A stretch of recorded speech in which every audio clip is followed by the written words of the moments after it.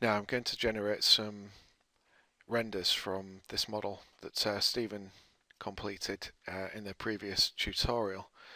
So the first thing that you have to do when you're considering rendering is place some cameras. So let's have a look where's going to be good. It looks like there's quite a lot of stuff set up in this room in the corner here. So let's go to the floor plan of that floor. So that's going to be the first floor plan. And here it is. He's got a dresser in there and a table. Now I think a camera here looking out this way would be good. So I'm going to go to View, 3D View, Camera, and I'm going to click and drag to set where I want that camera to see. Now Revit's going to automatically generate the view through that camera, and it's going to create a new 3D view here. So I'm going to rename this straight away. So I'm going to call this rendering 1. Okay, back to my first floor. Let's have another view straight through this door. So 3D view, camera.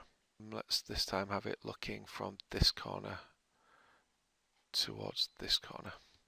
So that looks quite good as well. Okay, again, it's created a new view here, so I'm going to rename that rendering 2. Okay, now I'm going to do rendering 1 on my computer, and I'm going to do rendering 2 in the cloud. So let's open up rendering 1, and I'm going to change the render settings with this little button here. Now I want it to be high.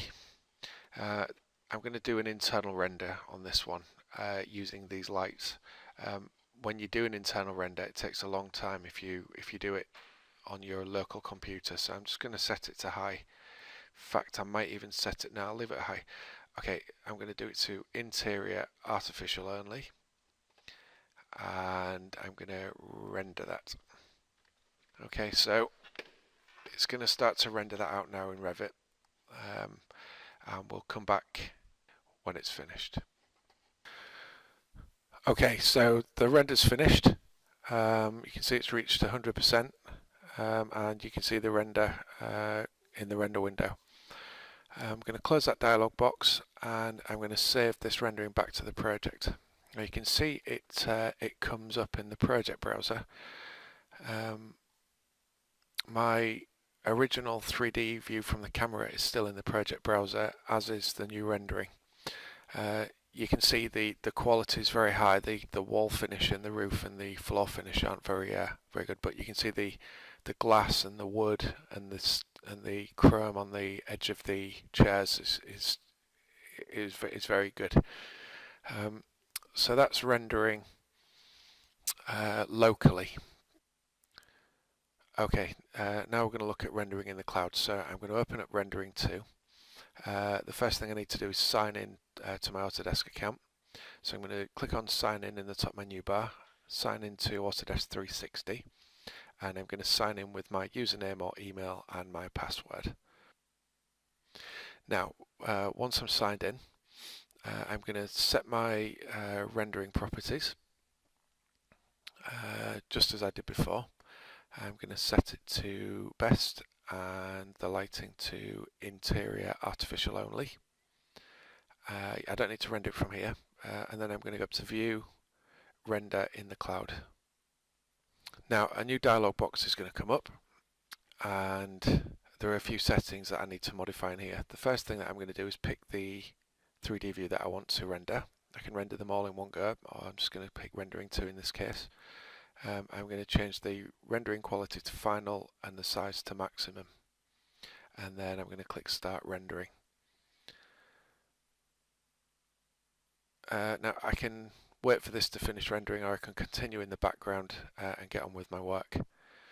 Now you can see up in the menu bar it tells me that it's rendering in the cloud, and it's going to send me an email to the email address associated with my Autodesk account when it finishes.